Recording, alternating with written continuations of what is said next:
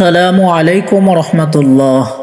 সম্মানিত দর্শক মণ্ডলী, আশা করি আল্লাহর অশেষ মেহেরবানি ও দয়ায় আপনারা সকলেই ভালো আছেন। আজকে আলোচনা করব জিলহজ মাসের ফজিলত ও আমল এবং দিন তারিখ নিয়ে। আগামী 18 মে সন্ধ্যায় জিলহজ মাসের চাঁদ দেখা গেলে 27 মে ঈদুল আজহা অনুষ্ঠিত হবে। জিলহজ মাসের প্রথম থেকে নিয়ে 10 তারিখ পর্যন্ত এই দিনগুলো ইসলামের দৃষ্টিতে অত্যন্ত ফজিলাতপূর্ণ দিন।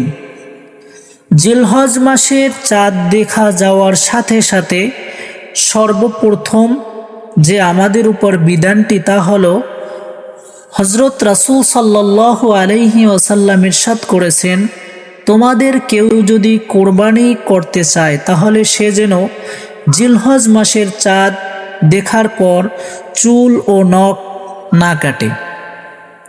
যেহেতু এটা রাসূল সাল্লাল্লাহু আলাইহি ওয়াসাল্লাম থেকে বর্ণিত, এ কারণে জিলহজ মাসের চাঁদ দেখার পর থেকে কোরবানি না করা পর্যন্ত চুল ও নখ না কাটা মুস্তাহাব। জিলহজ মাসের 9 তারিখ আরাফার দিনের রোজা যারা হজে নেই তাদের জন্য উত্তম একটি আমল। রাসূল সাল্লাল্লাহু আলাইহি ওয়াসাল্লাম বলেছেন, আরাফার দিনের রোজার ব্যাপারে আমি আল্লাহর কাছে আশা করি তিনি এর মাধ্যমে আগের 1 বছরের ও পরের 1 বছরের গুনাহ মাফ করে দিবেন। সুবহানাল্লাহ। আপনি চাইলে জিলহজ মাসের শুরু থেকে নিয়ে 9 তারিখ পর্যন্ত অর্থাৎ কোরবানির আগের দিন পর্যন্ত মোট 9 দিন রোজা রাখতে পারেন। জিলহজ মাসে যে কয়দিন রোজা হারাম করা হয়েছে কোরবানির দিন থেকে, অর্থাৎ 28 মে, 29, 30, 31, এই মোট 4 দিন। আইয়ামে বীজের রোজা শুধুমাত্র জিলহজ মাসের জন্য, এটা 14, 15, 16 জিলহজ অর্থাৎ 1, 2, 3 জুন।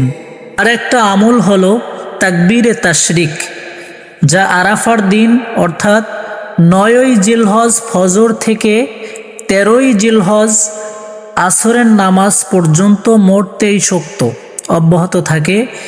এই তাকবীরগুলো প্রত্যেক ফরজ নামাজের পর একবার বলা ওয়াজিব।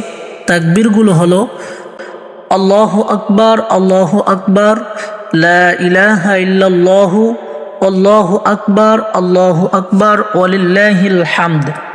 আরাফার দিনের দোয়া, লা ইলাহা ইল্লাল্লাহু ওয়াহদাহু লা শারীকা লাহু, লাহুল মুলকু ওয়া লাহুল হামদু ওয়া হুয়া আলা কুল্লি শাইইন কাদির।